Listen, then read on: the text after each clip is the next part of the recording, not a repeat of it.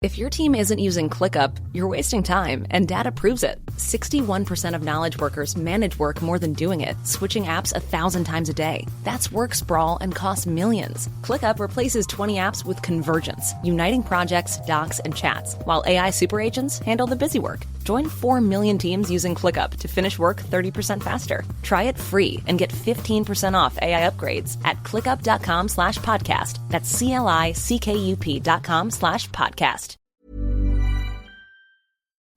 Bonjour, ici Patrick Pierrat. Le bulletin InfoBref d'aujourd'hui vous est offert par le détecteur de rumeurs de l'agence Science Presse.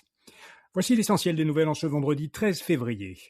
Bernard Drinville veut restreindre le vote pour la chefferie de la CAQ. Les règles de la coalition Avenir Québec permettent à des personnes qui ne sont pas citoyens canadiens mais sont domiciliés au Québec depuis au moins 6 mois de voter pour déterminer qui sera le prochain chef du parti. Le candidat à la chefferie affirme qu'il n'est pas normal que des personnes qui n'ont pas la nationalité canadienne puissent participer à ce vote. Selon Bernard Drinville, il devrait être nécessaire d'être citoyen pour pouvoir voter. L'ancien ministre de l'Éducation a demandé à la CAQ de revoir ses règles et il a invité Christine Fréchette, son adversaire dans la course à la chefferie, à se prononcer sur la question. Le gouvernement fédéral n'a pas mis sur pause l'achat de F-35 américains.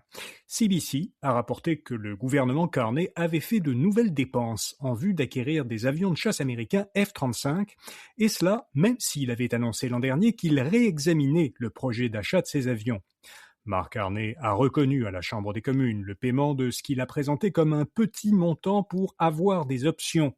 Il a soutenu que ce paiement était utile pour la défense du pays et pour les négociations avec les États-Unis.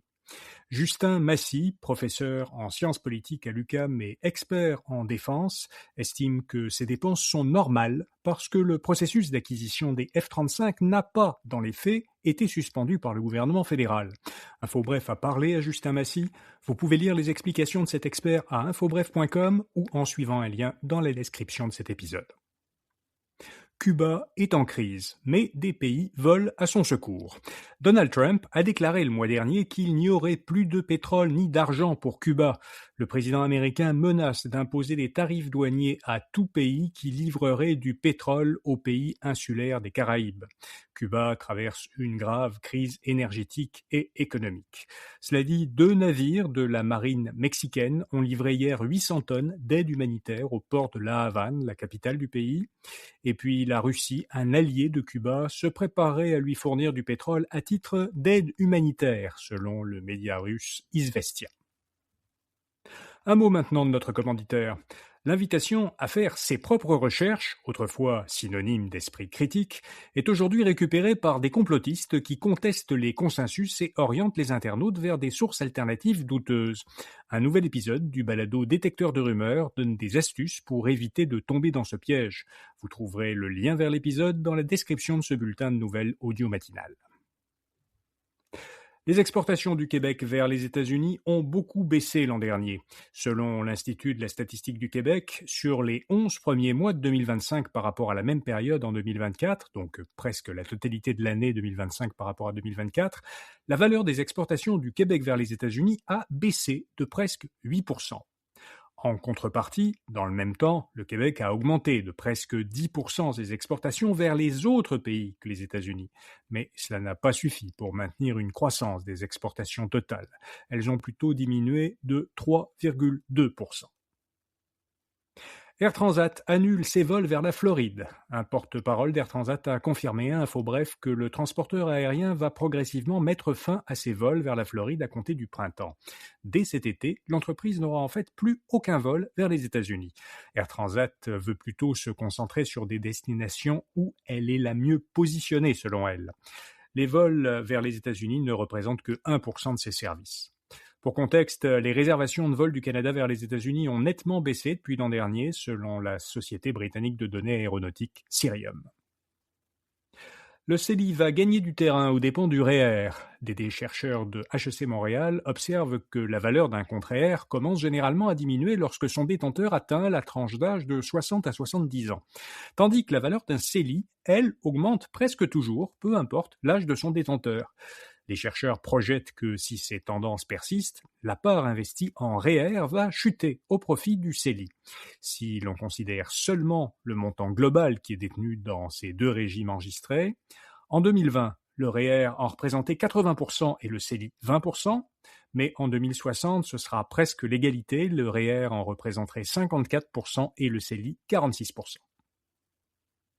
Une cinquantaine de journalistes canadiens membres de l'Association des journalistes automobiles du Canada ont évalué des véhicules de l'année modèle 2026 selon des critères tels que les performances, la technologie, le design, la consommation de carburant. Ils ont ensuite désigné un meilleur véhicule de l'année dans 4 catégories. Alors voici les véhicules de l'année selon ce classement. Dans la catégorie voiture, c'est la Honda Civic, voiture électrique, la Porsche Taycan, véhicule utilitaire Hyundai Palisade et comme véhicule utilitaire électrique, la Kia EV9. Des athlètes québécois ont remporté 2 médailles de plus aux Jeux Olympiques de Milan-Cortina. Michael Kingsbury a remporté une médaille d'argent à l'épreuve des bosses en ski acrobatique. Et puis Elliott Grondin a décroché une médaille d'argent en snowboard cross. Par ailleurs, la néo-brunswickoise Courtney Sarro a remporté le bronze aux 500 mètres en patinage de vitesse.